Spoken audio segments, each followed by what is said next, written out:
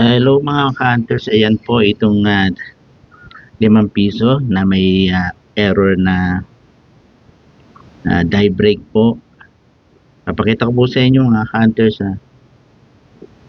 Ito po kasama, itong dalawa po to ibebenta ko po sa inyo. Doon sa may gusto lamang po. Die break error, bibenta ko po. Offer po kayo. Nasa ganun pwede nang maipadala ko po sa inyo doon sa may gusto po ha. Okay, papakita ko po sa inyo kung anong pagkaka-die break po, yung error po nito kung saan makikita.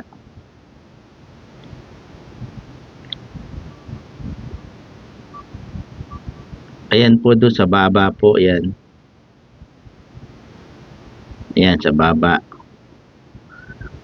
Ito may taong 2019. Overs lang po ang error nito mga counters, overs die break. Ayan. Tapos ito po nasa kapsula to. Nakikita nyo po ito sa reverse po, I think sa reverse. Then panin po natin tanggalin ko po dito sa capsule para makita nyo kung saan yung error po nito. Yan, silipin natin kung saan yung makikita yung error nito. Yan.